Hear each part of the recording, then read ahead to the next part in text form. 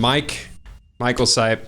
Hey. Thanks for helping me bring the show back.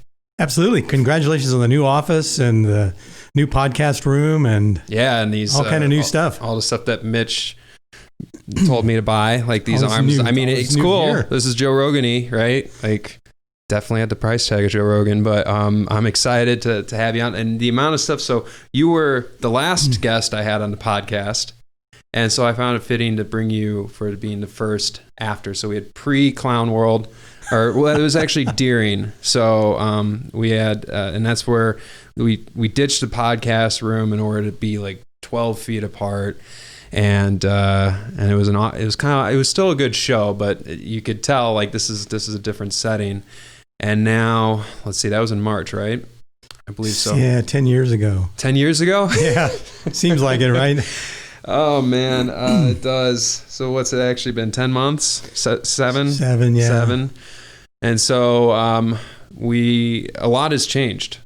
I mean, for me personally, when you came in and we did the podcast, to be honest, I didn't even want to do it. You probably noticed when you came in, we were all wearing masks and gear. We were not shaking gear. And we weren't shaking hands, and you were just like, all right, well, whatever. You've been doing what you've been through this whole entire thing. You've been keeping a smile on your face. And then we've been working together, and you've kind of watched me transition from, or I think you have watched me transition from living my life in fear from this to bringing people back in the office and living with a smile on my face and not being afraid of it. But you seem to have not been afraid of this from the start. And so what I'm wondering is, A, is that true? And B, how did you do that? Sure, it's very true. I wasn't afraid and am not afraid. And that's, so why weren't you? Well, some people would say, you're an idiot then, right? You say there was a lot of propaganda saying being afraid. Right, you got to be afraid. Everybody's going to die. But here's so my faith is really the underpinning of all of it, and also kind of pragmatism. I mean, we're all going to die, and I can't extend my life one day beyond the allotted time, and I certainly can't extend my life through worrying and being afraid. That doesn't help at all. It's like worrying about losing weight. Doesn't cut off any weight. So, fundamentally, if people are afraid of dying, then COVID tweaks them out. Okay. And if they're not that I want to die or that people who aren't afraid of dying seek death or want to die. It's just, we know that, there's a 100% chance that we're not getting out of this thing alive. But isn't health a good thing to try to preserve one's health and to stay healthy? Well, sure. And I do, and you do. And, so I eat well and I work out and I play outside all the time. And, but stress is a big killer. So if someone wants to stay well and they are consumed with anxiety and consumed with stress and worry and fear, that destroys your immune system and it causes all sorts of problems, cancer and all sorts of things that have been proven. So that's a kind of effect that I think a lot of people may not be thinking through. I just from you saying that, I went through a little bit of that. A lot of bit of that. So I was in pretty good shape going into Clown World. And then, which by the way, listeners, that's just what I've called this whole thing. Every left is You've right. You've called it many things. Yeah. But Clown World is working for today, right? No, that's definitely what I call it, like the majority of the time. It makes me feel better about it. It's like, see, nothing makes sense. It's okay. It's just a Clown World. Left is right, up is down. It's fine. So I then lost more weight. And so that was good. But it was from not eating because I was so panic struck. And then I went into having a bottle of wine starting at like 3:30, maybe 2 a night, and then putting on a ton of weight. So I was safe in my house. Sort of. I guess. I mean, if you call like somebody downing 2 bottles of wine while putting on like 30 pounds safe, then I was really safe. Yeah. Well, you didn't move around a whole lot, right? I did not move around. Well, I did go mountain biking. Well, I didn't. Not after 2 bottles of wine. No, not after 2 bottles of wine. No. So, so I see you're coming, but then the other person is gonna be like, well, Mike, and Bud in this case, but Mike, you're being selfish about this. It's okay if you're healthy. You're putting others in danger without wearing your mask and going out and living your life. Well, first of all, I think it's important to realize that so none of us are responsible for COVID, right? Mm-hmm. You didn't cause it. I didn't cause it. President Trump didn't cause it. Joe Biden didn't cause it. Who even knows if the Chinese caused it? It just is. Mm-hmm. But there's a lot of things that just are. So, the common cold, the flu, whooping cough is still around. Tuberculosis is still around. Malaria is still around. Smallpox is still around.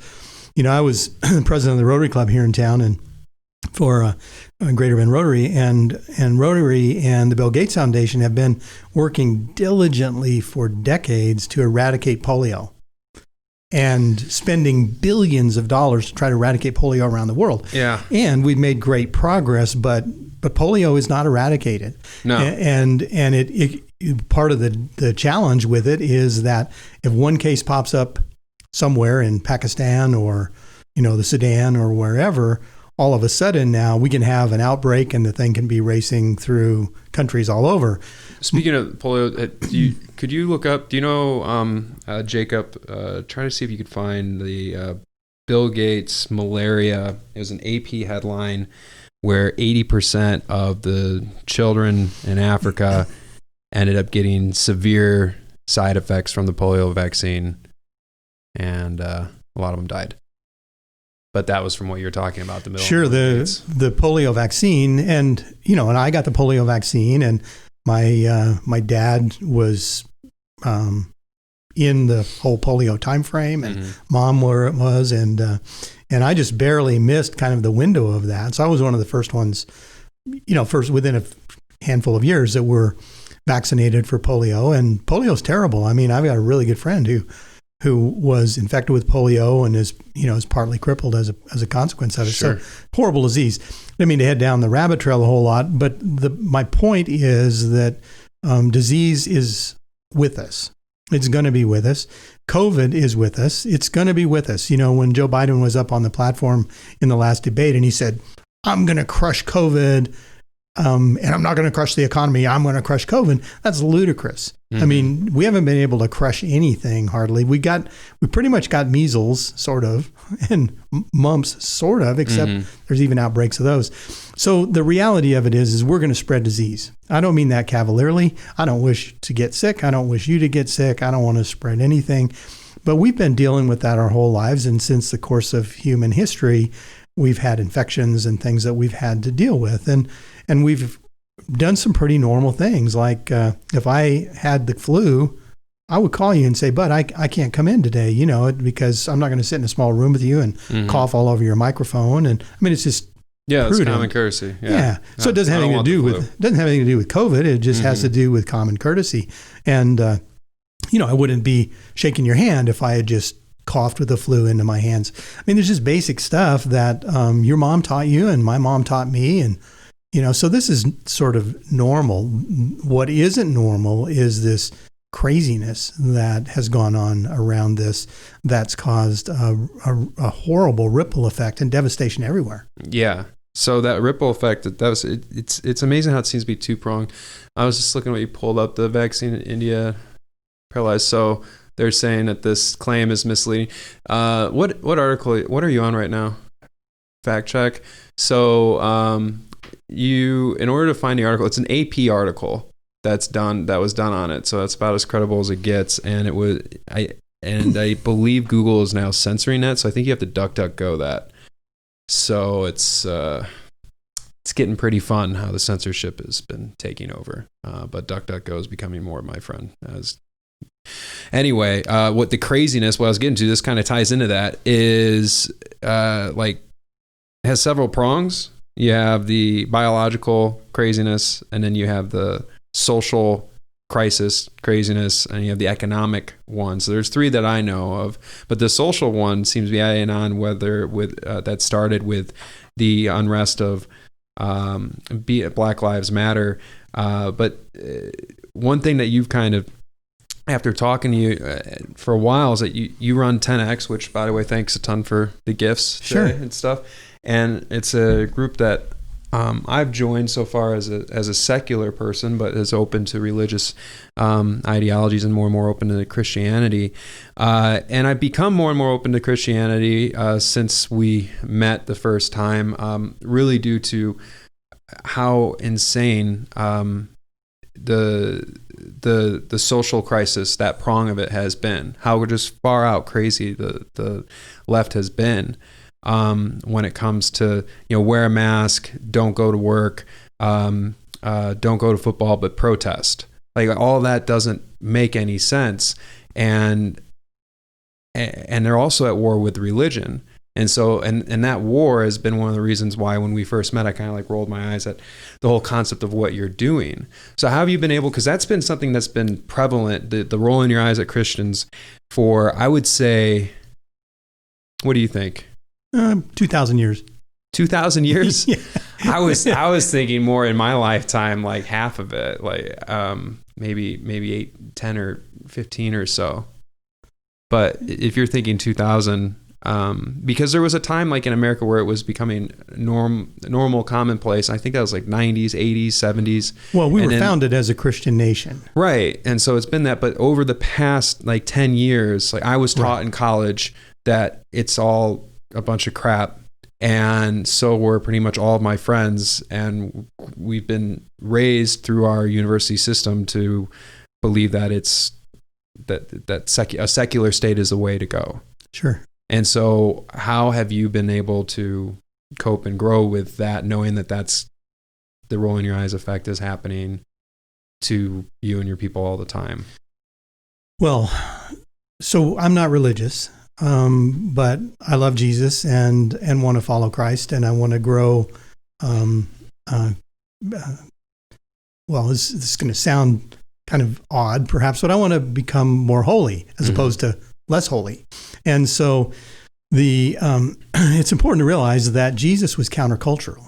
Okay, so Jesus went up against the leaders of his day and was completely countercultural, as were his early followers. And so basically, and that's the reason he was crucified. And that's the human reason he was crucified. There's a spiritual reason he was crucified. But basically, for years and years and years, the church was persecuted. Eventually, after about 300 or 400 years, it became Constantinople, or Emperor Constantine, I should say, made it the official religion of the Roman Empire. That did not mean it was great thing or that he was a great guy or anything, but he made it the official religion, and then it grew and grew and grew and grew until it's the largest body of faith in the world. But it's still not everywhere. And this secularism and humanism and that naturalism and that worldview has definitely made great progress, if you want to call it progress, against the Christian faith. As has Islam and others. And so that's a reality in which we live. And in fact, the Bible predicts it, that in the end days, there's going to be a lot of trouble. Now, 1,000 days is like a year. 1,000 years is like a day. Some days are like that. Yeah. So 1,000 years is like a day for the Lord. And so, we don't know what end days are really, but they're sooner than they were. And so the issue about whether or not Christianity is countercultural, of course it is, because culture is human created. But I think we both agree that it used to be less countercultural, so to speak. It did, in America for sure. Yeah, and it seems to, like, in my opinion, like in my short life, I've been around for 33 years, but I recall a time when, when you were gay, you were in a closet and Christians were out talking about it. Now it seems to be where that's the opposite. If, people who are gay are out and happy about it, much more than they were. And if you're Christian, you're now more afraid of that. It's kind of like a Trump supporter, being in the closet, not talking about it publicly. And I'm not in a closet on that. I'm not. I wasn't assuming you were. Yeah. I know you're not. So the deeper question I'm trying to figure out here is how scary can that end up being for the moral compass of our society if we continue to go down this road of no God, basically? Sure, that's an awesome question, and the kind of the challenge with it is, and it goes all the way back to the beginning of time.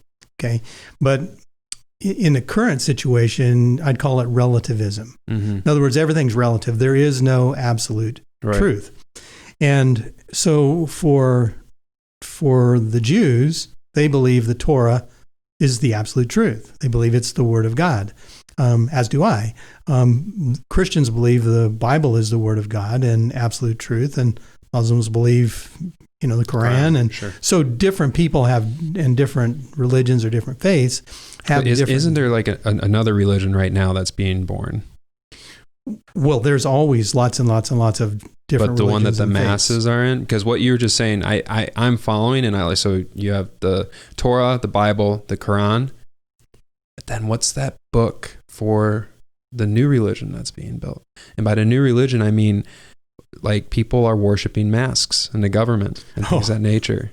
It is an ideology. It is a religion, whether you want to say that or not. Like the cross is the symbol of Christianity, and the mask is totally the symbol of the worshiping of the government. Well, so the reason that there's religion and faith-based things and mask followings and things like that is that we were made to worship. We were made to seek God. Okay? Interesting. And from the very beginning, it's wired up in our being. Mm-hmm. Now we get to choose, which is a fascinating decision that God made, that we get to choose how we pursue what we worship. But the need to worship, the desire to worship, the hardwired human characteristic of worshiping is prevalent for everyone. And so people gravitate towards something that they think they can believe in. Mm-hmm. And so that's a natural thing. That doesn't mean that the decisions they make are natural. But let me go back to relativism for a minute, because this is where there's a real challenge in what we've got going on right now. If someone believes there's no absolute truth, whether it's the Torah, the Quran, the Bible, the book, The Secret, or whatever it is. But if they do believe in absolute truth, but that absolute truth is science, how would you define absolute truth? Well, I would say that is a false God. Okay, not that I disbelieve science I don't have anything against science, but science falls. Sorry about that. You're fine. Science falls under for me. Yeah. Science falls under the umbrella of God and under spirituality. Mm-hmm. I mean, He made us with a brain, and He told us to use it, and so science is good, but it's not God. Yeah. Okay. So the hierarchy and the truth of the hierarchy and the fact that I believe and that there is truth, there is absolute truth, mm-hmm. is reflected in the Bible. Now, let's take it a little bit further, because this will make it easier for people who already dismissed this and said, well, I don't believe the Bible's the truth or whatever. Sure. So let's go to the Constitution. Okay. So a lot of mud being thrown at that right now, too. Yeah. So I believe that the Constitution was divinely inspired. Okay? I would agree. Many people think that's nuts, but I believe it was divinely inspired. It says it was divinely inspired. It does say that. Yeah. So that's a pretty good clue. Mm-hmm. But even if we discount that and say, no, it was just a brain flash, and these guys all got together and they came up with this document, it became the organizing document for our nation, which means it's the superior document for our nation. Mm-hmm. And the point of having a foundational document, whether it's the Torah or the Bible or the Quran or the Constitution, is that's the document. In Rotary, for example, we had a charter. So we didn't go do a whole bunch of stuff just randomly because we felt like it. We went to the charter for the club and said, hey, what did we agree this was about? And we weighed our actions as a club against the charter. And historically, up until this year, it's a little earlier than that, but certainly this year, as a culture, as a country, we've weighed our laws against the Constitution. Mm-hmm. Now, in recent years, starting in the 60s or so, and moving more and more and more, what we've seen is a breakdown in the original design and strategy of our country, because there were three branches of government. There was the legislature, the executive, and the judicial. Okay, and each one had roles, and they weren't supposed to cross over. Well, what's happened over the course of the last few decades is that the judiciary, primarily the U.S. Supreme Court, but it trickles down to all the other courts, have moved into a legislative role. They have actually been making laws, which is what the Constitution said they weren't supposed to do. Mm-hmm. This is the kind of the whole issue right now with Justice Barrett and the conversation about originalism or textualism, is to say, hey, what does the Constitution actually say, and why don't we follow that? But what's happened is that because of this relativism kind of an approach, that the justices and our society as a whole has said, that's really not the standard. We're going to make it up however we want to make it up, or we're going to massage it so it actually fits with what we really want to do. Yeah. And we see that if you want to go back to a faith-based culture, let's take the Bible, we see people massaging the Bible all the time to justify what we would call sin or misbehavior, or however you want to call it. So I say, I look for something in the Bible, and I say, well, the Bible says I got to be able to do this, and so therefore, it's okay. But that's not actually what's going on. It's just that I massaged it so I could get my own way.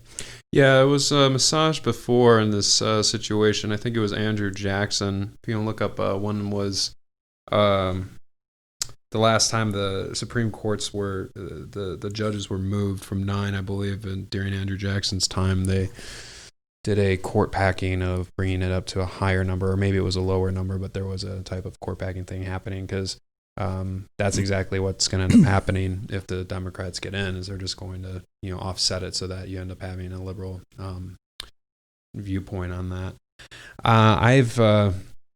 So when you're talking about the absolute truth, and you're looking at being the Bible and then the Constitution, and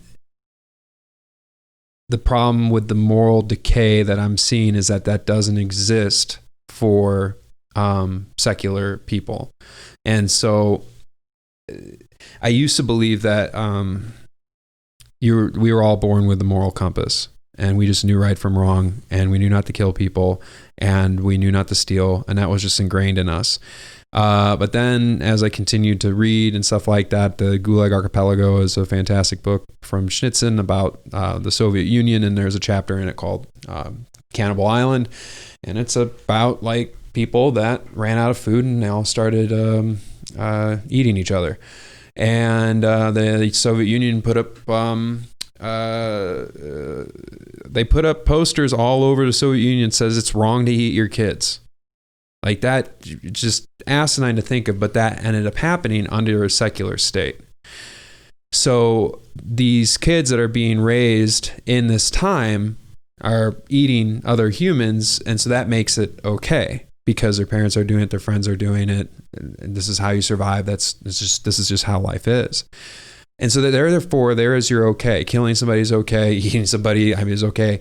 And there is from a secular state where when you have a world, whether or not there's like a God, the idea that there is a consequence for you eating a human or killing a human alone is more powerful than that of just you will go to jail. Because people can live like, I go to jail, whatever. It might be more fun in there. I kind of hate this life anyway, whatever. But when you start to believe that, you'll go to jail, but then you'll also burn in hell for eternity. Well, eternity is a long time. Whether or not that's true or not, I think it has a very big ramification for not being followed for a secular society like that of the Soviet Union, which was a secular state that we watched just fall into chaos, collapse within a very short time frame too. It's less than 100 years. It's less than 80 years. The beginning and end of the Soviet Union. That's a flash in the pan. So we've had this experiment before, and now we're going down it again. And to be honest, it's scaring the hell out of me. I don't like you're outspoken about it though. I try to be. I'm doing it right now on this, But I mean, I just look at your Facebook posts and you'll talk about, hey, we need to go the other way. And people will say some pretty mean things to you about, wanting to support Trump. So why are you a non-class? Oh, thank you. So Andrew Jackson was able to add 2 additional justices after Congress expanded the number of federal court districts under the circumstance. Congress created the 10th Circuit in 1863 during the Civil War, and the court briefly had 10 justices. Then passed legislation in 1866 to reduce the court to 7 justices. That only lasted until 1869 when a new Judiciary Act sponsored by the Senator Lyman Tubman put the number back to 9. So, was it 9? Is it in the Constitution that it needs to be 9? It's not constitutional. Okay. Another thing that's fun that's in the Constitution is that gold should only be silver. Money should only be silver and gold. And we've gotten really far away from that. And that's not an amendment. That's just straight up. I think it's like Article 2 or 3 or something like that. Anyway, all right. So, why Trump? Why is it good for business? Why is it good for society? Orange man bad. Sure. So there's obviously a lot of controversy around President Trump, and a little bit. Yeah. And there's a lot of controversy in the Christian community about President Trump. Is there? Oh yeah, absolutely. Okay. Because the standards of behavior that President Trump, I'm going to say allegedly because I don't know, but there's obviously tons of claims and things like that, and there are things that he does regularly that in terms of behavior that rub Christians the wrong way and me the wrong way. I wish he would knock off a bunch of that stuff. Yeah, I wish his character was a bit better, for sure. Yeah, so from a standpoint of addressing that, I've actually met the man, spent some time with him. You did? And, oh yeah, so most people that's a long backstory, not interesting. But anyway, most people that are bashing President Trump have never even been around him or know anything about him. They just have come up with, I hate President Trump. Well, how can you? You can say I hate some of the things he said or whatever. But anyway, it's all an emotional, ungrounded thing, really, because they don't even know the man. Mm-hmm. Okay. And I'm not saying he's perfect. There's no politician that's perfect. You're not perfect. I'm not perfect. There's no politician that's perfect. Some things about my personality, great on other people. That's not the case. It's perfect. Everything's mellow. Yeah. But for me, some people find some of the things that I say or whatever to grate on them. And the same thing with Trump. So I don't support some of the things that he has done or not done in his personal life. But I didn't support the stuff that Bill Clinton did either. Mm-hmm. I don't support the stuff that Hillary Clinton did. And there's, you can just go down the list of places where politicians and presidents as well have failed and fallen short. But that's the fundamental problem that you were alluding to earlier, is that we're imperfect people and we do fall, and we fall short of the perfection of God. Donald Trump definitely falls short of the perfection of God. But we didn't hire him to be our spiritual guide. Mm-mm. We didn't hire him to be our pastor, our rabbi. We hired him as a politician to advance a particular platform. And that's the Republican platform. Democrats have a platform as well. I would urge anyone who's still, kind of on the fence about this thing, read both platforms, because the presidential candidates are really clear that that's what they're going to do. Mm-hmm. So if we're wondering what's going to happen after the election, look to the platforms and you can see that that's pretty much what they're going to do. The biggest thing, though, about President Trump is that he actually is doing it and has been doing it. So he said what he was going to do. Yeah. Many presidents to get elected say that. A lot of things. Then whatever happens, happens. Yeah. But if you look at what President Trump promised he would do and what he's going after, mm-hmm. and in many cases accomplishing, he's actually getting the job done. Now, part of the reason that the establishment in Washington hate him so much is because he's getting the job done. He's getting the job done, yeah. And he's getting it done fast. Yeah. We got 47 years of not getting the job done, and we got 47 months of getting the job done, jobs that people said were impossible, like some of the peace initiatives in the Middle East. Everybody laughed at him and said, "You have no clue. We've been working on this for generations." Yeah. And he's like, "Well, let's do it differently." And then he got completely bashed. And now look, we had three, just had another major one. peace initiatives. And, I think he's been 4 times nominated for a Peace Prize right now, Nobel Peace Prize. Sure. Yeah. And so, I mean, he's not going to get any of them, but I'm not saying he shouldn't. It's just, that's probably just the won't. way. Yeah. But if you look at one of the things that he was hired to do, could you imagine if the media had to report that he won a Nobel Peace Prize? They wouldn't.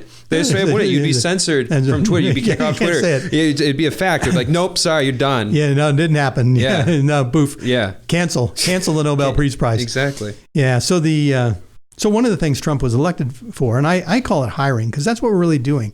We're hiring someone. We don't work for the government. We don't work for the elected official. We hire them to do a job for us. That's what a representative government is, a constitutional republic. That's what it is. Yep. And so we hired Donald Trump to do some things. And those were all written out in the platform, which, by the way, from 2016 to 2020 is exactly the same. It's unchanged. And so one of the things that we hired him to do was to fill 127 or 129 vacant justice seats. So the Obama administration allowed the justice system to deteriorate and left vacant for President Trump to fill nearly 130 seats. And I mean, think about that. Like, how would you even go about in the normal course if that was your only job? Finding and selecting 130 justices, huge, enormous, and massive implications everywhere. And he did it. And then we also hired him to put conservative justices on the Supreme Court to begin to slow down this drift into a relativism. Yeah, the Constitution is whatever we want it to be, and the flavor of the day. And so he's done that 3 times.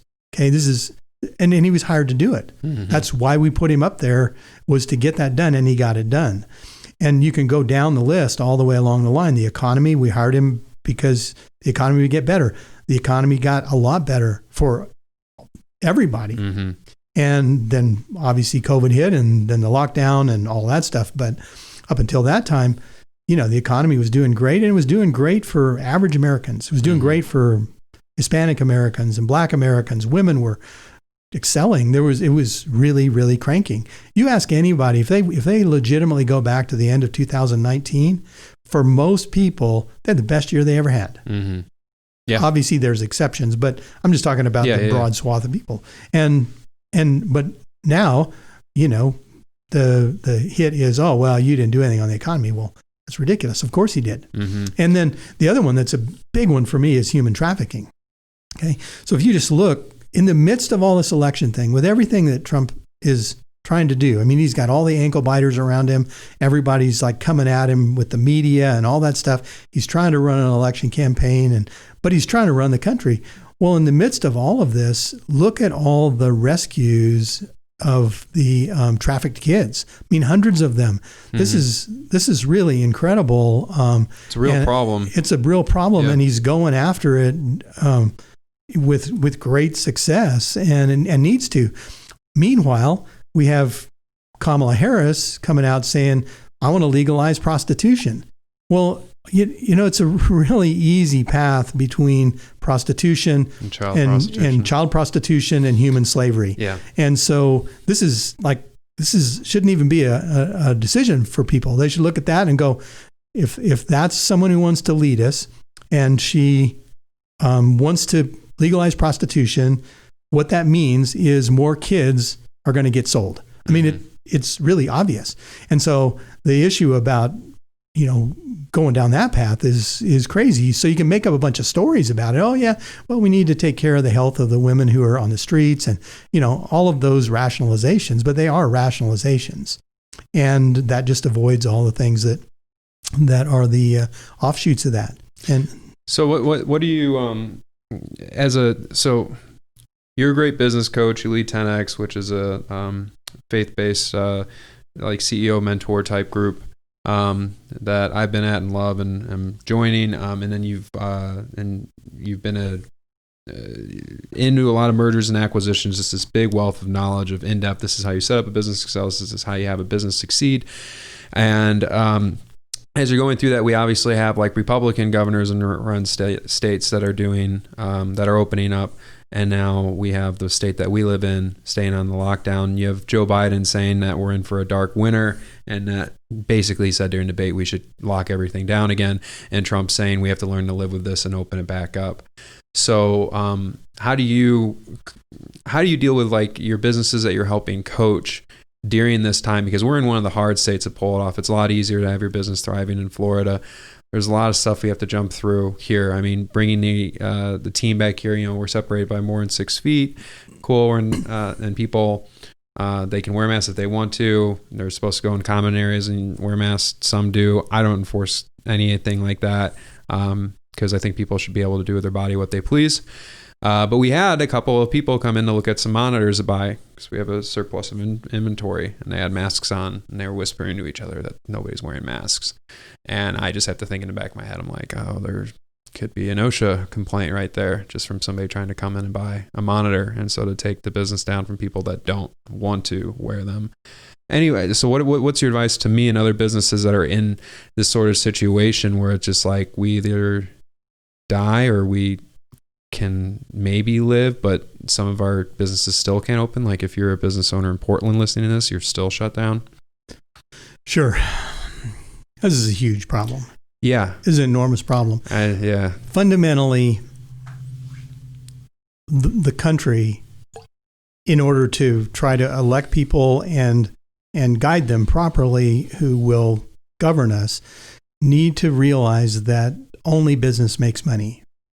So governments don't make money. Schools don't make money. Churches don't make money. Governments don't make money. That's a very important point. Right. So they tax, and the Fed, which is private, prints, but even that is a tax on you by inflation. Sure. And so they make currency. Sure. But not money. Yes. And so only business makes money because the only way money is What's the difference between currency and money? Currency is like a piece of paper. Yeah, sure. Okay? This could be currency if we both say, if we give it value. If I said, here, this is worth whatever, I'll trade you for a monitor. Mm-hmm. Now we have currency or whatever. Sure. So anyway, so our paper money is currency, and we can print all kinds of that, and money is, and you're definitely, and money is a medium of exchange. It's medium of exchange. It's fungible, right? A store of value. So gold or silver. Yeah, that's right. When the dollar was connected to, is that your opinion on it? No, I mean the paper that I would give you, or the zeros and ones in my credit card, bank account, or whatever. I mean, that's a medium of exchange. It is money is all made up. So money's a complete invention and a fabrication. It's handy. It's really useful. Sure. But it's an invention. And because it's an invention, only business makes it, because it only happens when value is created. When there's a difference between what I do and what you're willing to pay, money is created. And so that's where the funding for everything comes from. It comes from business. Mm-hmm. And that's why there's such a huge and important difference between communism and capitalism. And where the Democrats want to take us absolutely is into communism. Yeah, it's into socialism and communism. But Mike, that's such a great idea. Everybody gets equal things and everybody will be equal. That's great. Why can't we do that? Everybody will be equally indigent, except the guys on top. Yeah, because the guys on top. But there's no guys on top in pure communism. Oh yeah, there is. No. Well, maybe. Yeah, you go to Mao Zedong, you go to Stalin. All of those were communist. No. That was an attempt on communism. Oh, the real communism. If Kamala Harris is in charge. Yeah. If you let me do it this time, I'll do it right. Well, I trust you. I'll do it right this time. I believe you. There's a better chance you'll do it right. It's just, I will just have all the things and distribute them equally, and everybody will be happy. Yeah, and if people start to go hungry in certain areas, I will go hungry too. You see how this falls apart? It falls apart really fast. Yeah. It falls apart, and if you think about, there's a illustration that's kind of going around right now that has been around for a long time, but it's really useful. A guy parks and he's got a Ferrari, and some guy comes up with a mask and he says, "Do you know how many people that car could have fed, the money you spent for that. And the guy goes, well, I don't know, but I know that it was really good for the guy who made the tires. I know it was really good for the guy who made the paint. I know it was really good for the guy who assembled it. Mm-hmm. I know on and on and on and on and on. So capitalism employs productive labor. Yeah. And in order for there to be a profit, or because money is made through profit, okay? Yes. And that's what funds everything. That's what funds the social causes, the schools, everything that we want. That's what funds the operation of government. And so when we get in a situation like we're in right now, where government and the leaders in government want total control, they don't have the resources to do that.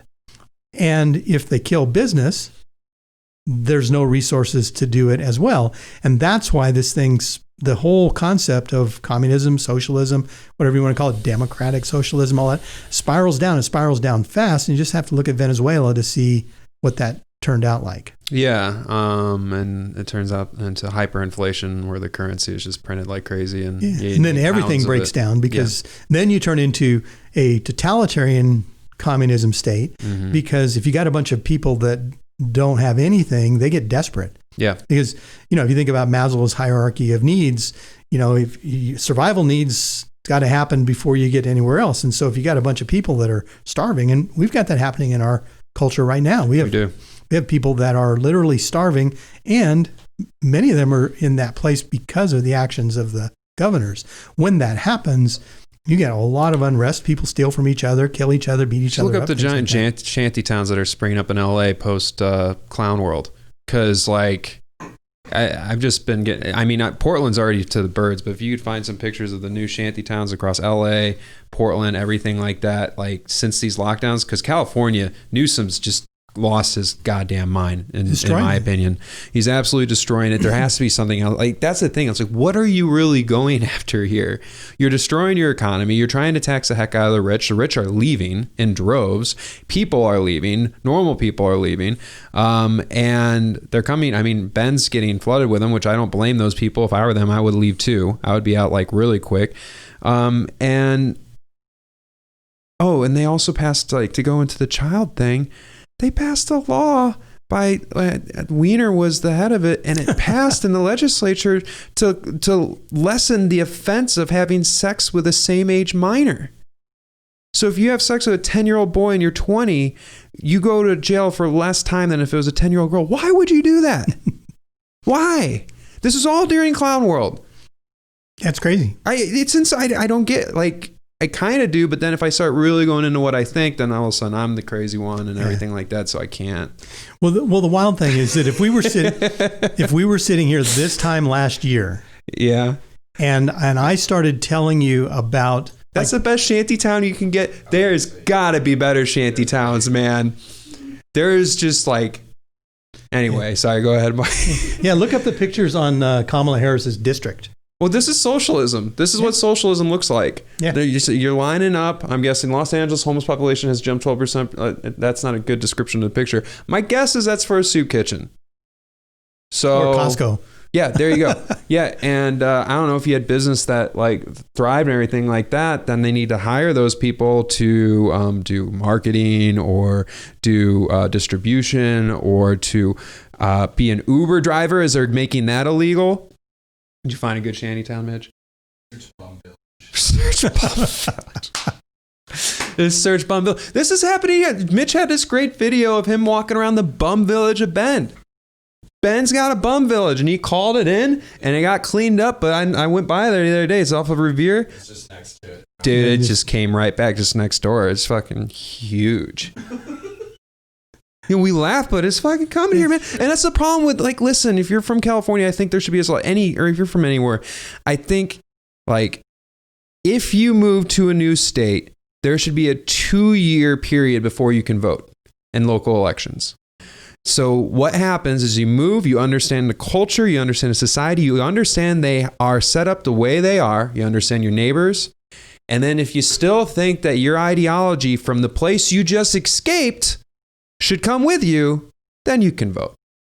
But to come over, escaping your ideology in your failed state to make our state fail faster, which we're going quick.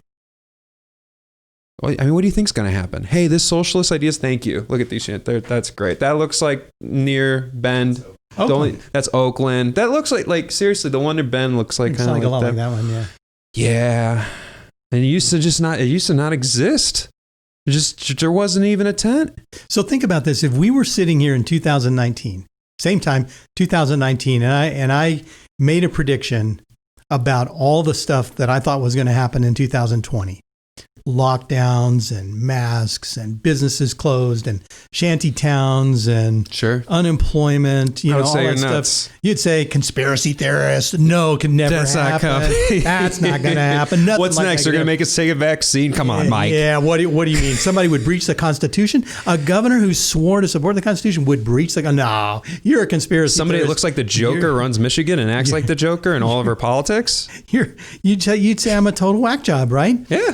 We could not write a novel like 2020. No one would read it. They would go, this is just stupid. None of this stuff's going to happen, except it did. Mm-hmm. And so now we're in a situation where we have seen the unraveling of so much that we would never have predicted and expected. And it's unraveling faster and faster and faster. How do we ravel it back up? Well, first of all, we got to elect President Trump. Okay. I don't know if this is going to air before the election, voted. but I already voted. And I'm doing my best on Facebook and my little things to try to. Yeah, we can make it air before the election. Anyway, at least put up the raw footage. Yeah. In any event, electing President Trump and Mike Pence would really help a whole lot. Yeah. Keeping the Senate Republican would really help a whole lot. But what I've been wondering is, why aren't they fixing it right now? Why are they letting it go to hell right now? Why isn't who fixing what? Trump. Why is he? Why can't I kind of understand this answer, but not really. It's like the governors have this ultimate power over these lockdowns. I wish Trump could just be like, that's enough of this shit. Everybody open up. Well, the thing is that Trump is fundamentally a constitutionalist, and what the governors are doing is unconstitutional. Executive mandates in a states' rights country, because all of the governors and the states have rights. That's how we got the thing set up. And so there's limits on what the president can mandate. And there's limits on what a governor can mandate. The problem is that the governors, and particularly the Democrat governors, have just completely abandoned the Constitution and said, I can get away with it, so I'm going to do it. And no one has stopped them yet. When, heaven forbid, Harris and Biden get elected, they're going to be issuing mandates all over the place that are unconstitutional. But to his credit, Trump said, no, I can't under the Constitution tell Governor Brown what to do. I can ask if I can come help. I can make recommendations, but I can't tell her what to do. And I can't tell Newsom what to do because we have states' rights and the governor has authority over their state. Part of the challenge with this, and you can see it in the vaccine conversation. So everybody wants a national vaccine, right? Maybe not everybody, but that's the big jabber. Oh, we got to have a national vaccine, and which is only going to be about 40% effective no matter what. None of the vaccines are 100% effective, but let's assume it's 40% effective. We got to have a national vaccine, and then it comes out, and what you hear is Cuomo and Newsom and Inslee and Brown saying, well, we're not going to trust a vaccine that comes from the federal government. Orange man bad, Mike. We got to test it ourselves. So it's just like this losing situation. You got, President Trump, you didn't do enough, but we won't let you do what we're asking you to do. Yeah. Because we don't trust you because, hey, we got our own thing here, And so that's all a big smokescreen. It's a big blame shifting deal that is just bogus. Unfortunately, to the uninitiated, it sounds like, well, Trump should do something. And Gretchen Whitmer in Michigan, she's like, Trump should have a national policy. Well, just imagine if President Trump tried to mandate anything to Whitmer. How far is that going to go? It won't even get to her desk. Yeah. I guess they just have to kidnap her. Joking. Yeah. That was a joke. Well, okay. What happens if... I was going to say this train goes off the rails. I think it already has, but goes off even further. Like, what do we do as Oregonians, as entrepreneurs, Oregonians, if this on November 3rd just turns into a rioting Shitstorm. Well, hopefully that won't happen, and we pray that it won't, and we pray for rationality and outcomes. But here's the thing. First of all, God's still in charge. Mm-hmm. He's still in control, and this is a momentary blip on the road of eternity. Okay, so it might get ugly for a while. It's gotten ugly historically. Nobody wants that, but we shouldn't be surprised if that happens. Okay, so we have to be a little pragmatic about it and not think, oh my gosh, this is the end of eternity or the end of God's kingdom or anything like that. It's like human stuff going on, and we have free choice to do it. So as men and women of Christian faith, we have to just get settled in the fact that eternity is secure and that heaven will ultimately come to earth. But in the meantime, there's going to be wars and rumors of wars and storms and plagues and earthquakes and all sorts of stuff that are going to happen because that's just the nature of a fallen world. It's not a perfect world. So part of this is endurance. Mm-hmm. So for a man and woman of Christian faith, our endurance hasn't ever been tested in America. Because we've never been persecuted. We're not being persecuted right now. Yeah. And there are places in the world where Christians are being persecuted, just like people of other faiths are being persecuted in different places. But we haven't been persecuted ever in America for our faith. We've been opposed, and the percentages have shifted, but we haven't been persecuted. We may be. There we go. Yeah. And so, aside from that, just from a business standpoint or an entrepreneurial standpoint, the place we need to do is shift our thinking from, oh my God, the sky's falling, this is hopeless, everything's all over, to, okay, how do we make it work? Yeah. And so basically, if you think about every business is produced, every business is created because there's a problem. Mm-hmm. There's a barrier, there's an obstacle. Somebody wants to get from point A to point B and they can't get there. Somebody wants to acquire something or get something and they can't. And a business is formed to be able to do it. Well, we're going to have all kinds, we're already seeing all kinds of new barriers and obstacles and challenges for people to get the fundamental things that they want. Because from the beginning of time, people have wanted fundamental things. There's constitutive domains of human concern that are just common to all people. You've got physical needs, and you've got economic needs, and you've got social needs, and they're just fundamental things. You could look at Maslow's hierarchy in the same way, and those get addressed by business. The challenge right now, and assuming that we go longer with this, which we're probably going to go at least through 2021, maybe a lot longer, is for entrepreneurs to go, okay, where's the opportunity? How do we produce value in the midst of this? How do we find the edges, find the barriers, and figure out how to solve that to be able to take care of people? Because that's fundamentally what capitalism is about. That's what business is about. That's the definition of business, is taking care of people. That's the fundamental reason that it is not selfish. So communism and socialism are the selfishest, is that a word? The most selfish approaches to humanity. Mm-hmm. At the top end, it's selfish because Stalin or whoever, take good care of themselves. I mean, Governor Brown has her salary and her place to live and all that stuff. The problem is, like, I understand the adapting and the shifting, and the good entrepreneurs, the creative ones, are the ones that are still around and are not licking their wounds saying, poor me. Like, you have to figure out a way, even if that means that the way of you doing business has just become illegal. I mean, that your entrepreneur spirit might be, okay, sell everything and shift into a new industry. Like that could be. That might be what it needs to be. But if you get to a point where you go down to this communist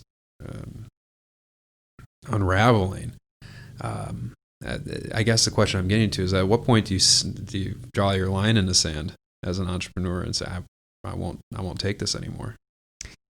I don't know. I hope President Trump gets elected and we don't get to that place. Yeah.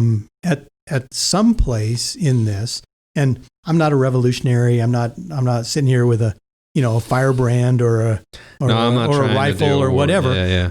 But if you look at what happens over and over and over again through history, so this cycle repeats itself, and you ultimately end up in a totalitarian kind of a situation where people are starving, mm-hmm. and the thing is not working, and you have a revolution. Yeah. It happened in Russia. It happened in China. I mean, it's, you start getting more and more bum camps. They starve. And, the predictable path, it's going to happen in Venezuela. The predictable path is revolution, where people rise up and a lot of people die trying to fight for fundamental human rights that have been stripped away.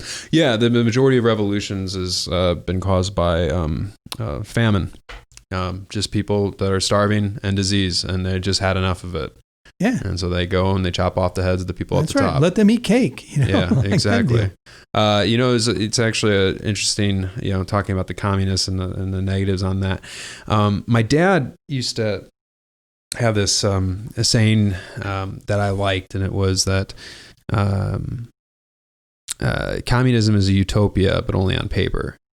And, when you get the human thing in, that's when you have the people at the top. And we've been going back and forth on that.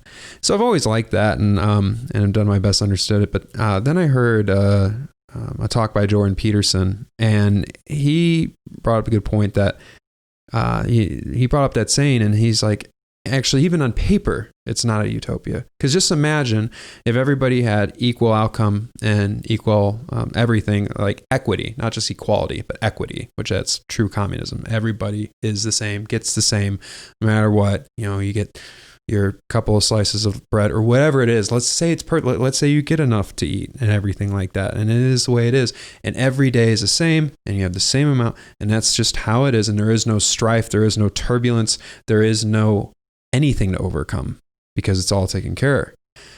Jordan Peterson is like, people are just going to start taking chairs and bashing shit just to see what happens, because we're not made to do that. Like when the monkey is presented with the bear in the cage, he pokes the bear because he's curious what happens. And as humans, that's what we do.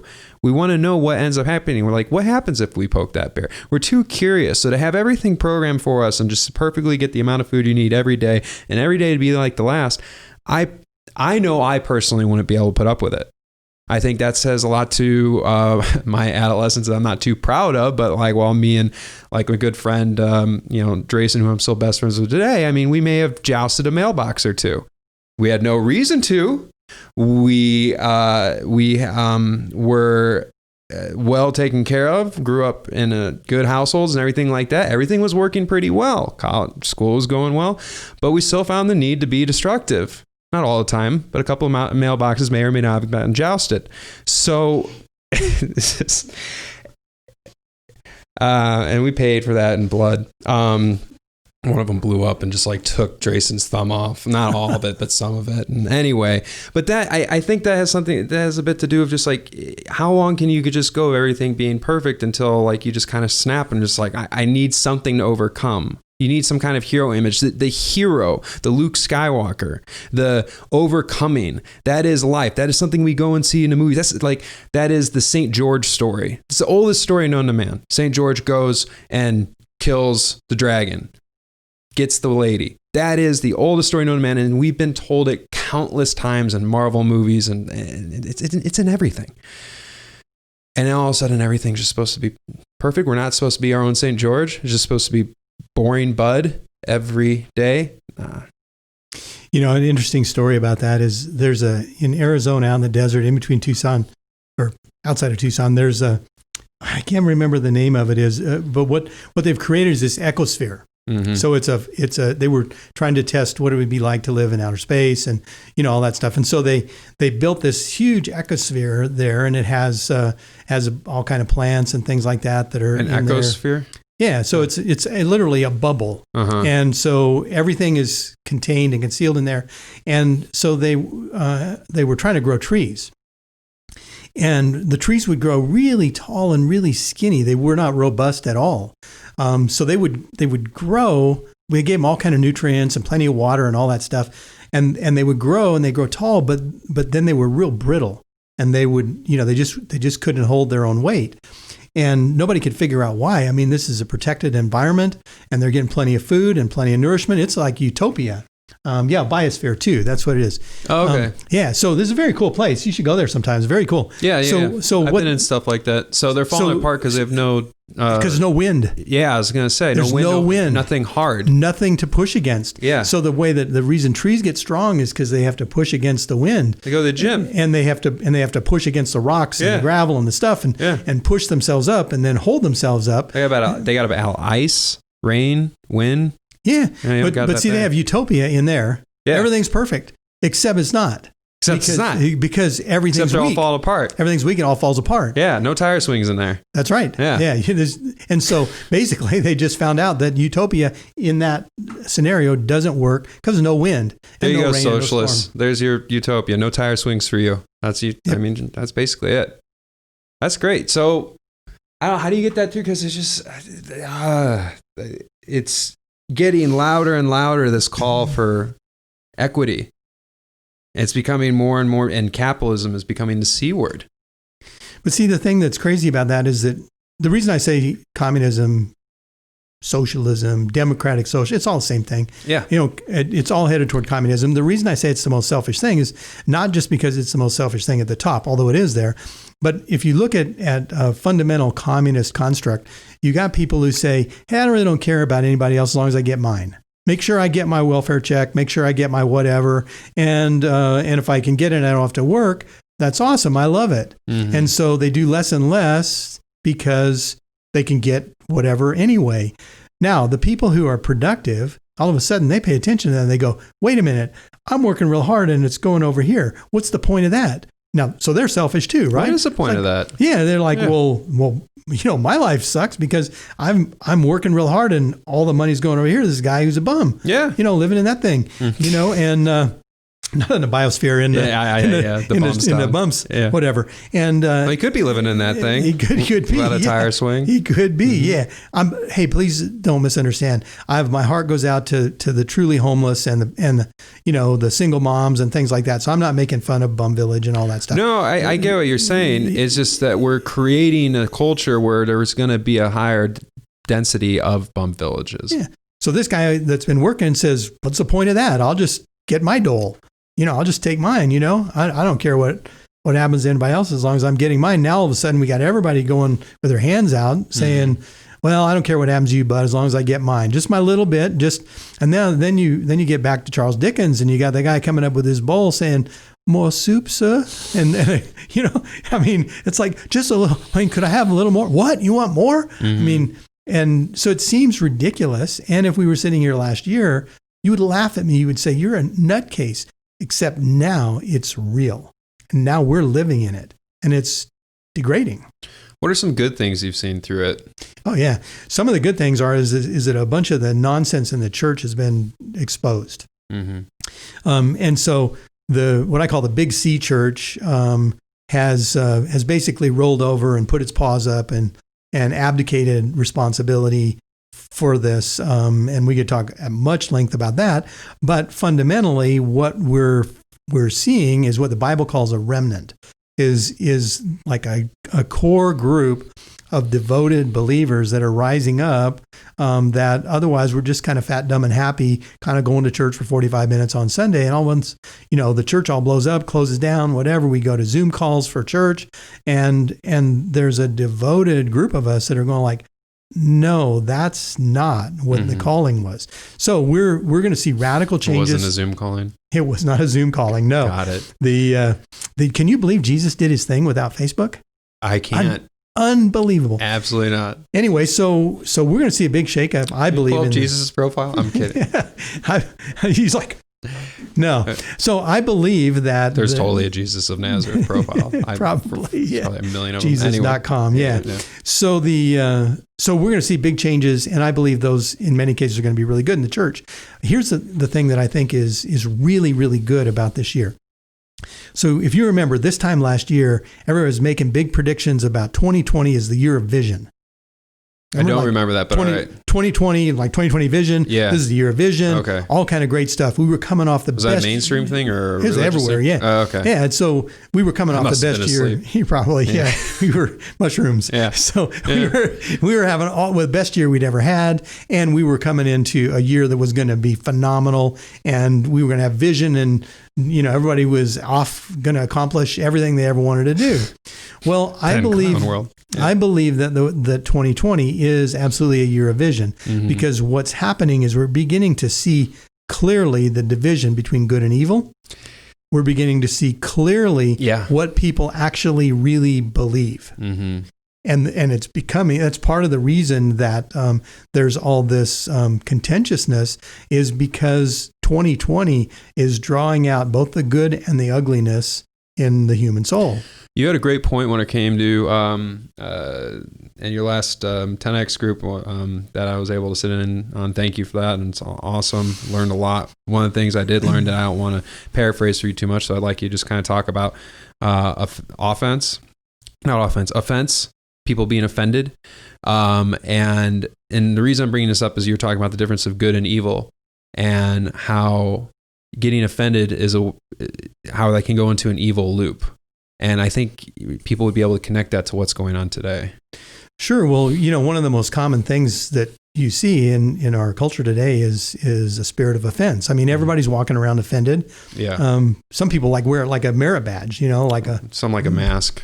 Yeah, like a mask or whatever. Yeah, I'm offended. You offend me. I can't believe you did that to me, and all of this stuff. So offense is a huge infection. It's worse than COVID. Okay. Yeah. So offense is everywhere, and basically it's probably one of the biggest problems we have, because you can't reconcile with someone, you can't forgive someone, you can't love someone if there's a spirit of offense that's got you gripped, and it also destroys us internally. When people are offended, like if I'm offended at you, basically the more offended I become at you, it's like drinking jugs of poison, hoping you're going to die. So the one who really gets affected is me. Right. Yeah. And it creates a loop. It's a loop. Yeah. So, and the loop is really predictable. So the good news about predictable loops is that we don't have to get in them. Yeah. If we see it, we don't have to do it. And if we end up in it, we can at least get out of it, because we're going to recognize what the situation is. So basically, if you look at the Greek word for offense, it means trap, or most specifically, what it means is, if you think about a mouse trap, it's like that, the little lever where you put the peanut butter or the cheese. Mm-hmm. Okay, that's what scandalon. That's the Greek word for offense. So it means trap, and so it traps you. So offense traps you into bad behavior, or we would say sinful behavior, but behavior that's not like God, not God-like behavior. And so that's the spirit of offense that traps us. But the thing about it is, it's not some mystical airy-fairy thing that falls on you. There's an offering. So I do something which is an opportunity for you to take offense. So offense has to be taken. That's the first step. You have to accept the infection. You have to take it. If you don't take it, no offense. Okay? Right? No offense. Yeah. I didn't take it. Okay? When you take it and say, I'm offended, then the next step to this is what I call nursing the offense. And what that is my private reflection time. I sit around and go, what Bud did to me? Man, that feels terrible. That was really horrible. He shouldn't have done that. We've been friends for a long time, and I can't believe that.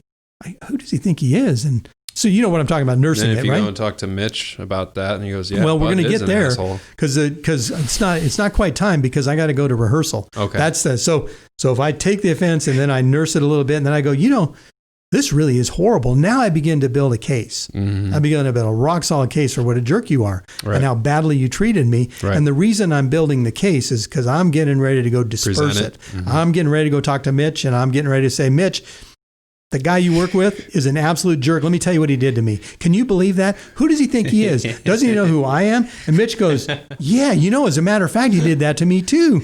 Oh, yeah. And now I've infected someone else. And now both of us are in the loop. And then we go infect a whole bunch of other people, and we're all living as a culture in offense. That's what's going on. You all have masks on. And so this is a huge problem in our country right now. We have got to break the cycle of offense. You can literally see it. Oh yeah, and masks, and unless because everybody's offended from everybody else.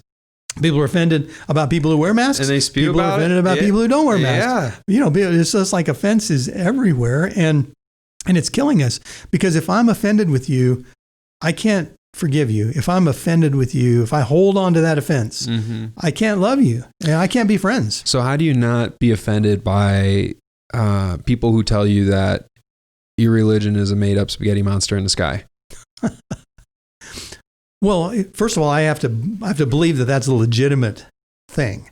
There's tons of people out marching the streets with signs that say stuff like that. Sure, but that doesn't mean it's legitimate. It just means people march around with signs. Yeah. So I have to take the offense. And so I just refuse to take that kind of foolishness as offense.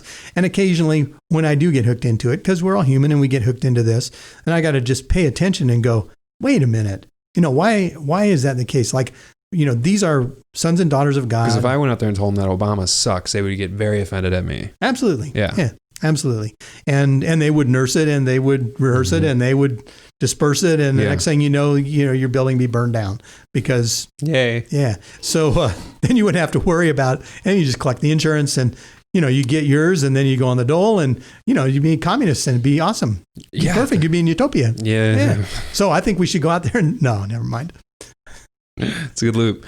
So the offense, that's, I thought it was, when you were saying good and evil, that like lesson, I was just like, yeah, when you get offended, and since I've learned that, I've had several occasions where something hit me and went in my mind, and then I stopped the loop, where I was just like, no, what's the point? Actually, one happened last night.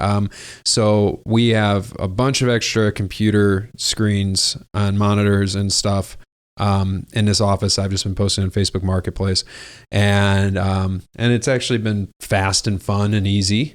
And so I was just like, I got a garage full of crap. And so last night, instead of watching YouTube videos on Jordan Peterson or however I end up going throughout my day of trying to learn more, I was just like, I'm gonna have it on in the background and just go to town putting stuff. And so I did. And there was this Columbia jacket. And I was still new with the tag on, and I posted it. The new price was $110, and I posted for $40. And I had a bunch of people asking about it, and this one person said, basically led to, you should donate that, you rich piece of shit. And I was just like, oh, okay, you actually, and I was just like, I kind of like laughed, and then they're like, no, I'm serious. I'm like, oh, I'm sorry, I didn't live up to your moral code, LOL. And then they're like, and then they started going off and posting all these horrible things and going on my personal page. And at first I was just like, oh, that. And I was like, wait, no, just laugh emoji and block and move on. And so I just blocked. And then they came back with a new profile. You think I have more than one profile? Blah, blah. I was just like, that's okay. Block again. And then they ended up calling the office, leaving a voicemail about how like I'm this awful person. I was just like, okay, well, just block the number and move on. And I was just laughing about it to Sarah and Tam, my assistant, as like the news was coming to me. Because this guy he's definitely somebody that'd be out there with all the things that we've been talking about, pushing for communism. He's definitely on that side. And before I did all this, I took like so much stuff to Goodwill that they wouldn't accept half of it because it's just too much. It's too much clothes, I guess. They got to a point, I guess the whole like that show that went off, what was that? Hoarders. Is it Hoarders?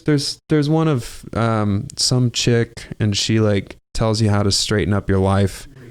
Yeah, Marie Kondo. So ever since that went off, like people have been getting so much crap out, and the thrift stores don't know what to do with it. I didn't watch that show. I just decided to clean up my house at the same time that the world was, and so I even tried. And people not so Facebook Marketplace. Mitch ended up taking it. Got it for $30. He loves it. It's a nice jacket. It's a nice jacket. It's a brand new jacket. But so you beat him down to $30. Good job. Yeah. Beat me down.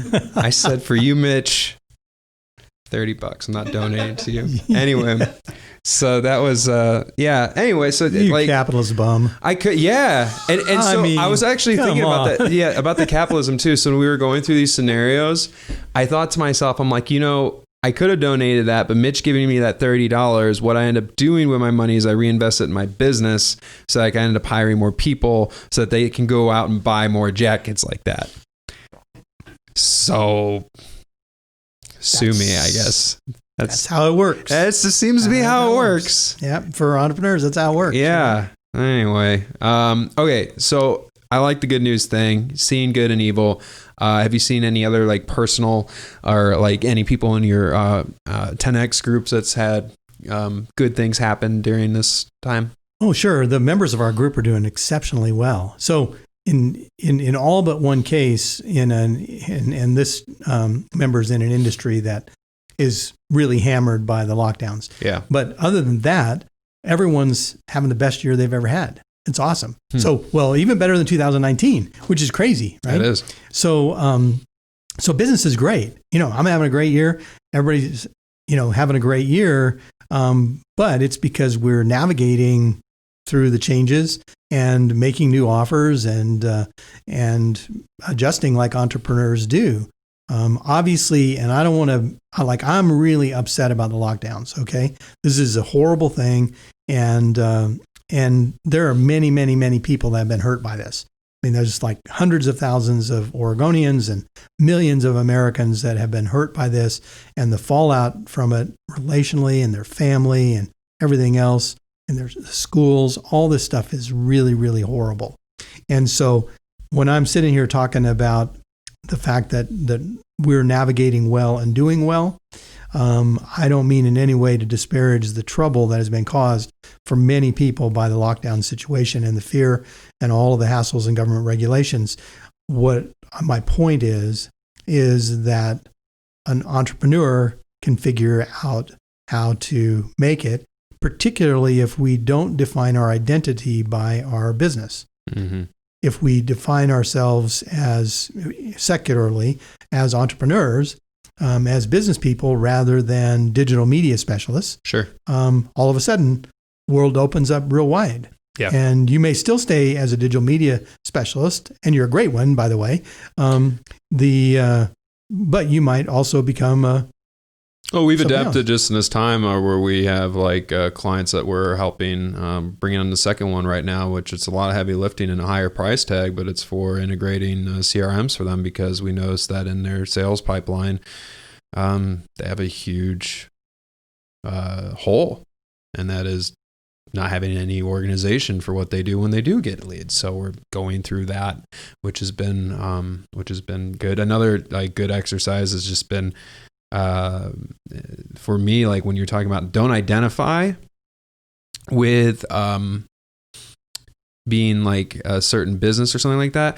I luckily worked for about 2.5 years before Clown World kicked off in March on not identifying with my sign, my business, the building.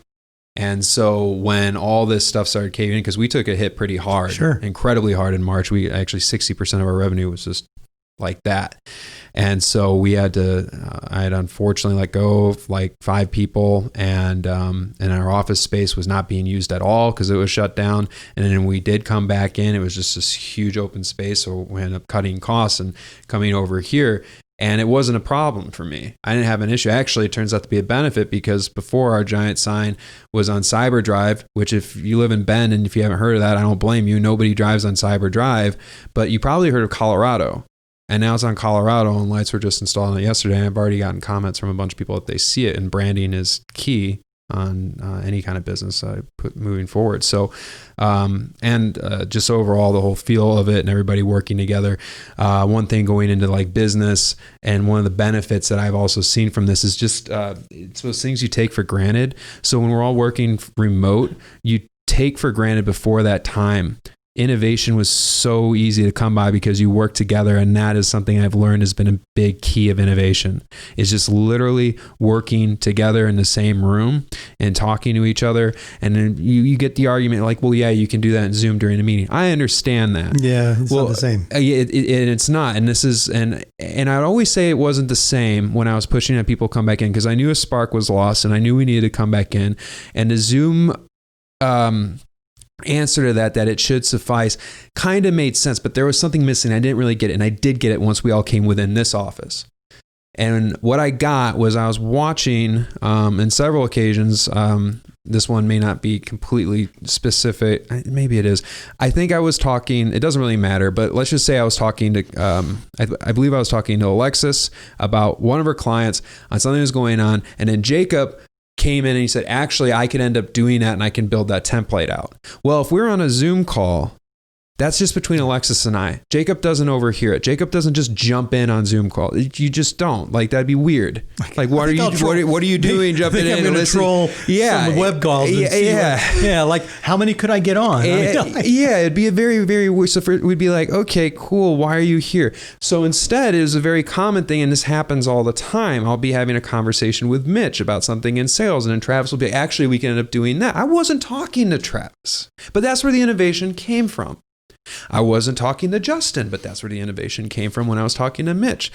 You guys weren't talking to each other when you ended up coming up with a bunch of different stuff. You were talking to other people. And that's just one example, but that is the main spark that I've seen. I'm like, that is a huge advantage. So the good thing is just having for me is a recognition of innovation through the new innovation of just being together. Sure. I mean, not only is it a fundamental human need, I mean, I need to see you.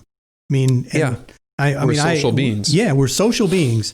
And when that is cut off, like it has been, all kinds of bad things happen. Mm-hmm. Okay. That's why there's all sorts of addictions and depression and mental illness and spousal abuse and child abuse and all sorts of things that are going on, because it's an acting out from this breaking of a social opportunity and a social barrier. So we weren't made to be in isolation.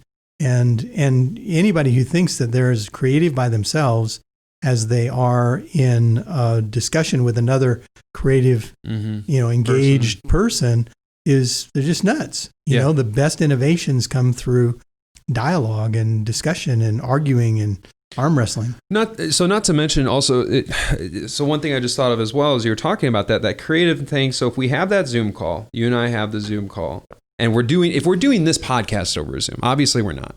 But thank you for that. Yeah, anytime. But if we were, one thing that I can be doing and have done during a podcast, because it's really tempting not to do it, is while I'm looking well, no, not even that. I don't need to, because that's a little, you kind of see. Yeah, you don't see, I'm looking you directly in the face, but I'm not. Yeah, I have my Gmail open. You can't even tell that there's a window over your face. And then I just keep on going, and you keep on talking, and I go, and there's the show.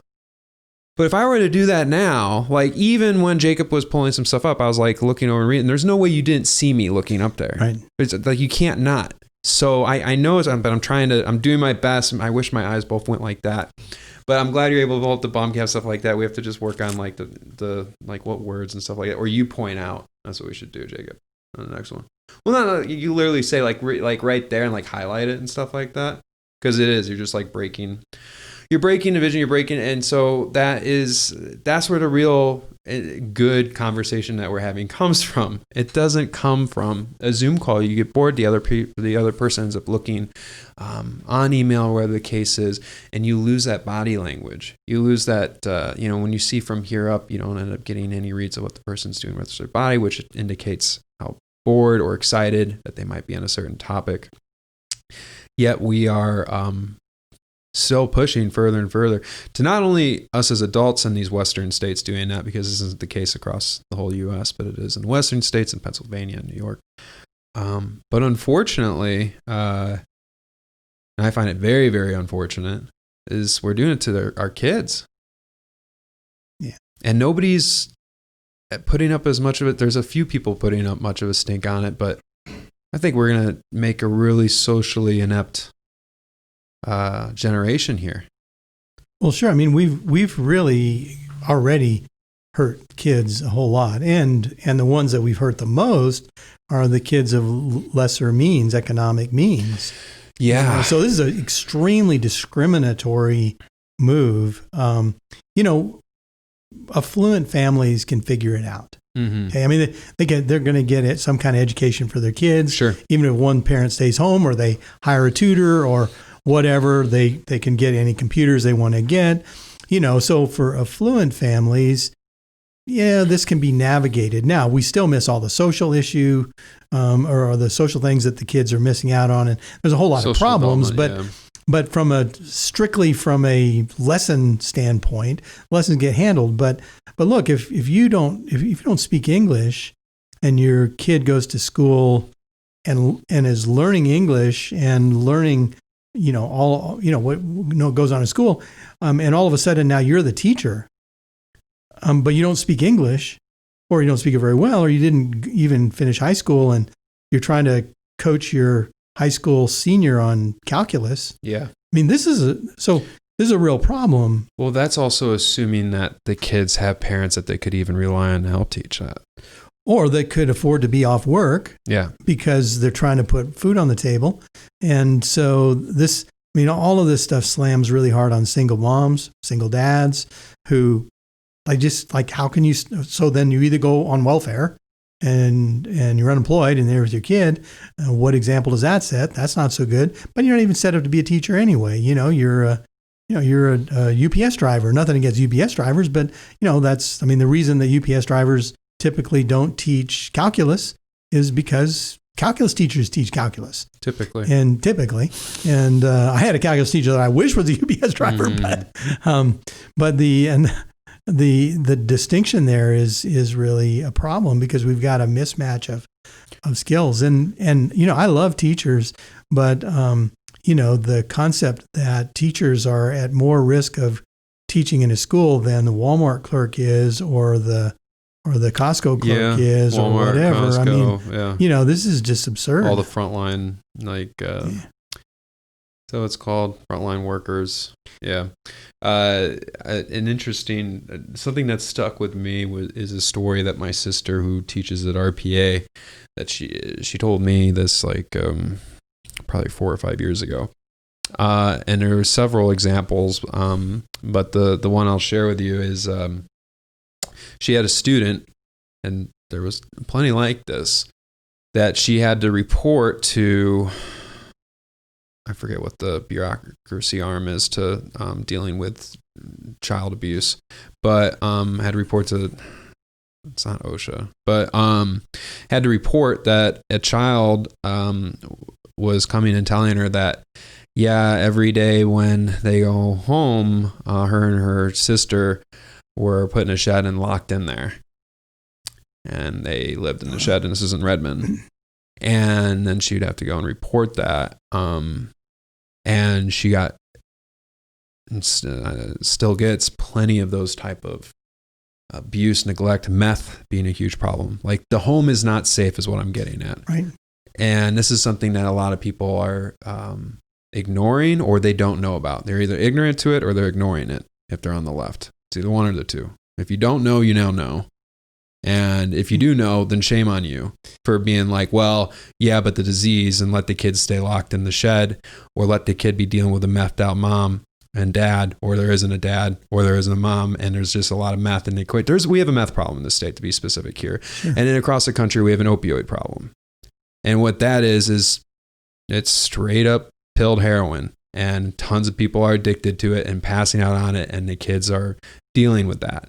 And then there's alcohol problems. And what do you think's happened during Clown World? All of that is increased because they have to cope with it. And you're keeping the kids, at least they had 8 hours of an escape from that reality where they can get a meal and talk to their teacher, and their teacher could report them, and things could try to get back to normal.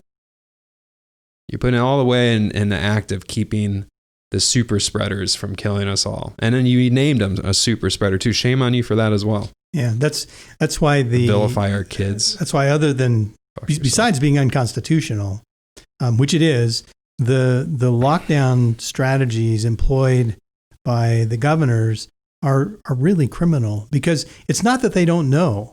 Okay, I mean, anyone with a brain knows what is likely to happen, and the news is even the liberal news is identifying mental illness and abuse and alcoholism and all the stats, and Oregon Health Authority is publishing the stats on the increases in all of these problems. So it's not that the governor doesn't know. Okay? The governor is choosing to sacrifice those people for a political agenda, and that's criminal. What's the agenda? That's the thing that I'm having a hard time with. Like, how does she, okay, a 99.5% success rate? It's not what like when we were saying flatten the curve and everything back in March, we were looking at 4 to 5%, a 3 to 5% death rate, just huge. Okay, so you've cut that down significantly by more than a tenth. Sure. So let me give a little grace to the politicians in charge, because when this thing all got announced, nobody knew anything, right? And so I believe that there was an alternative to leaping into lockdown. But given that was that it looked like this could be really, really bad, I think we got to give them a little grace. I would have done the same. I did do the same thing at a smaller scale. So I'm okay with that, but we're still... Right. So the issue of whether someone was criminal or broke the Constitution or whatever in the middle of a pandemic panic for a month or so, you got to give grace and excuse that. Yeah. The problem, though, is that it's now become month 7. Well, it's become a self-fulfilling thing, because what politician wants to stand in front of the electorate, even if they're not going to be elected again, wants to stand in front of people who could recall them or even just get called bad names and say, you know what, I really messed up on that. I'm sorry about your alcoholism. I'm sorry about your drug abuse. I'm sorry that little girl that you were abused by your depressed parents. I'm really sorry about it. I'm sorry about the fact that you lost your home. I'm sorry about the fact that you couldn't pay your rent or pay your utilities. I'm really sorry about that. It was a mistake. Okay. Mm-hmm. Who's going to do that? They're not. So now what they have to do is they have to continue to reinforce the bad decision so that they don't look bad. And that's what's going on right now, is that, it's either doubling down on a bad decision, because to say, you know what, that was a mistake. And the farther it goes on, the less likely they are to say it was a mistake. They're going to say what they're going to do is what they're doing, which is saying, well, think how much worse it would have been if we hadn't done this, which is just nuts. Yeah. So it's just going to keep on going? Yeah, we're gonna see. I don't care who gets elected. Well, I do care who gets elected, but regardless of who gets elected, the governors are so entrenched in this, and it's been built into the OSHA regulations. New OSHA regulations that just came out today. I watched the webinar. Oh my gosh, you know what clipboard people are, right? No. When in bureaucracies in the government, there's clipboard people, and they're they got a checklist. Yeah, and OSHA's brown secret police. Multi-page checklists, and the checklist just got a lot bigger for business owners. So you start making rules, and they only beget more rules. Rules make more rules, because you can't legislate behavior enough. You got to keep making rules. Yeah, I had to explain to do the mandate to the team, and that if you run into somebody in the office who is of impaired hearing, then you have to make sure you put on a face shield or some clear mask to make sure they can understand you. That was a rule, I had to say. Yeah. So this issue about whether we're going to see more of this going on. Absolutely. I mean, the governors are so deeply entrenched. The bureaucrats are so deeply entrenched. OSHA is so deeply entrenched. The Oregon Health Authority is so deeply entrenched in this that, it's the only way out, peaceably, is a Supreme Court decision that it's unconstitutional and unconstitutional across the board, and that the Constitution does not allow the executive branch to unilaterally make any rules they want to, affecting anyone they want to, any way they want to, for as long as they want to. No one's going to amend the Constitution and go along with that, because even if you like the current governor or the current president, they do leave. Mm-hmm. And you might end up with someone you don't like. So anyone, that has a lick of sense is going to say, that's not good. We don't want to have the governor or the president have the right to do anything they want to, as much as they want to anybody they want to, wherever they want to, whenever they want to, for as long as they want to.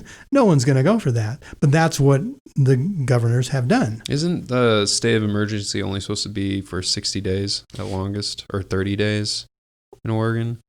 Well, the issue is kind of complicated. And the reason why is because the ORS statute's 400. There's a whole series of 400s, about 2 inches thick, front and back. I actually read them all, which was riveting. It was so fun. But I was trying to figure out what in the world was going on because, you see all of these rules that are coming out of OSHA and OHA and all these state agencies and things like that. It's like, wow. And there really are statutes that support all that. Okay. The legislature has passed a bunch of laws that open up the possibility for, closing restaurants, closing businesses, doing all these things, okay, under the guise of health and safety, okay? Mm-hmm. And so there really are laws about that. Here's the key thing, though, that has to be litigated, has to go to the state Supreme Court and the federal Supreme Court, is that all of those laws refer back to the state constitution. And they say that the governor has the powers granted in the state constitution.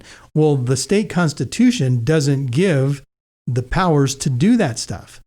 It doesn't give the governor the authority to breach the Constitution. It seems kind of logical, right? It does. What Constitution would say, yeah, we know we wrote this thing, but governor, you can do whatever you want to anyway, just because we wrote this thing. Mm-hmm. No, that's not the case. The governor's powers are limited, okay, by the Constitution. But what she's done and what Newsom has done and what Inslee has done and a bunch of them have done is they've just said, well, we got some laws that we made and we want to do those. And, forget about the Constitution. But that's what takes us back to the beginning of our conversation, is that the Constitution of the federal Constitution is the superior document, the supreme document. Everything else is subordinate. State constitutions, federal laws, and state laws are subordinate to the state constitution. So you can pass all kind of laws, but if they're unconstitutional, they're illegal. They are to be of no effect. Now, obviously, someone has to test that, because politicians are going to go as far as they can go until someone says, whoa, Then there's a lawsuit. Then it goes to the court. And assuming the court is rational and they read the Constitution and say the Constitution means what it says, not what I want it to say, which goes back to, originalism and, whatever. Unless the court is like that, then the court goes, it's a good idea. Yeah, maybe we should just do this or that or whatever.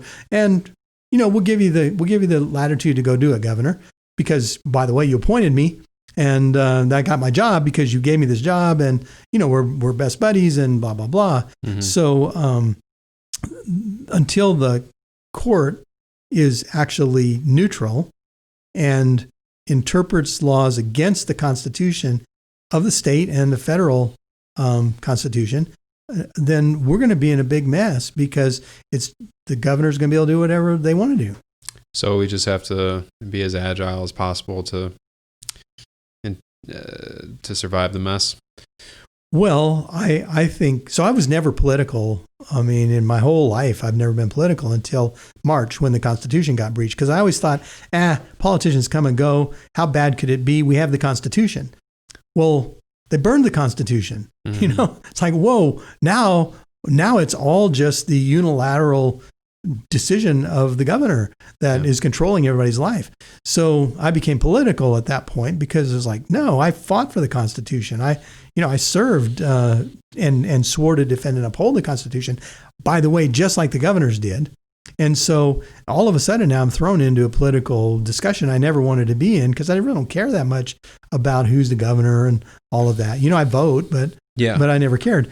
But now all of us have to become political because our very country, our very culture is at stake here.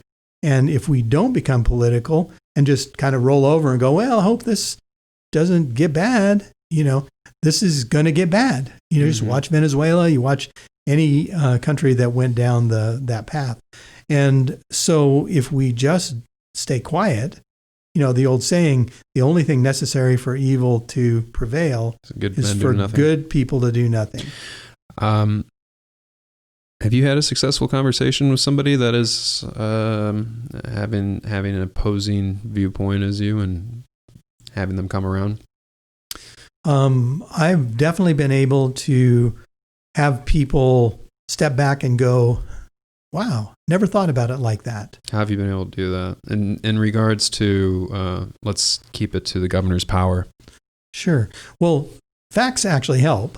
Yeah. Right. So the big challenge in our country is. Have you learned that facts aren't facts in 2020? No. So most people have not read the Constitution of the country or the state, and those that have, it was a long time ago, and so part of the thing that has to happen is we have to kind of go back to it and say, okay, have you read the Constitution? Well, no, but everybody no. Have you actually read our governing documents? No, I haven't. Well, how about we start there? And then you begin to actually unpack the thing. And so I actually did that in a Facebook post just a couple of days ago, 3 or 4 days ago, where because there's a couple of state congressmen or state senators that are actually suing the governor on the things that we're talking about right now, saying, it's police power that's unconstitutional and you can't do this. Great. And so it's going to circuit court. And so there was an article about it. So I posted on it and I was like, okay, look, here's the way it works. Go to the Constitution, see what the Constitution protects. Bill of Rights parallels the U.S., really easy to see. Then go to the state statutes that are being used. State statutes, clearly, at the very beginning of them, say the governor has the powers to enforce this that are given by the Constitution. Well, you go back to the Constitution, and you have a very limited scope of powers that are granted by Article 2, I believe. I think it's Article 2, maybe Article 5.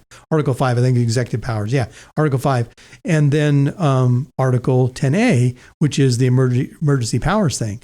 And so the governor is constrained by those things, but she's not acting that way. She's saying, I got all these statutes. Mm-hmm. But the statutes are subordinate to the Constitution. If someone's rational and they look at that, then I can make a logical case. If someone just says, well, I want to wear a mask anyway, and you're gross and you're going to kill grandma because you're selfish and an idiot, we're not going to get anywhere. And there's a bunch of that's going to happen because people don't do their homework. Mm-hmm. So read that's something I haven't read the state constitution in probably 10 years. So it's kind of not high on anybody's reading list. Yeah. Until now it is. Mm-hmm. Or it should must be. Has to be now. Yeah. That's step one. Read the documents, and they're not hard to read. It's really straightforward. It says you cannot constrain worship in the state constitution. You can't constrain people's right to keep and bear arms. Mm-hmm. It just goes down the list from the federal constitution. There's a provision in the Oregon Constitution that says you can't keep people from assembling freely. You can't keep people from assembling freely in order to consult with each other, to counsel with each other. It's right in the Oregon Constitution. And that's exactly what the governor is doing is constraining our rights to be able to freely assemble. And so it's not just the right to assemble. There's even a separate provision that says nothing in this Constitution can prohibit the free right of gathering and assembly to be able to counsel with each other. Constitutional right in Oregon, and governor's in blatant disregard of it, violation. And I'm not saying she's an awful person or whatever. I'm just saying, look, the law says this, you do this. Real easy to make a determination. You're breaking the law. You're out of compliance with what you swore to uphold. We don't have to hate anybody. We don't have to be ugly. We just have to say, no, this is the rules. We all made the rules. If you want to change the rules, there's a procedure for that too, which is a constitutional amendment.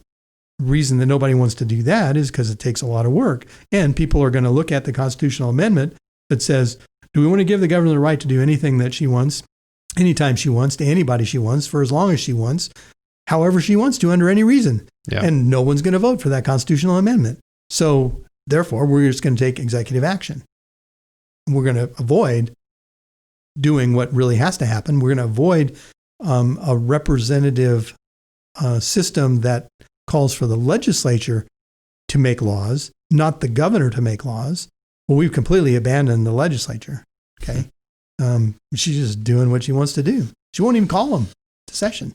No, it's but that's some pretty good advice though. So I'll read the Constitution and I don't know, like last time people have even read the U.S. Constitution, because I read it for the first time, like not the first time, but first time in a long time, probably like I think it was like three months ago, and it's good to know what that governing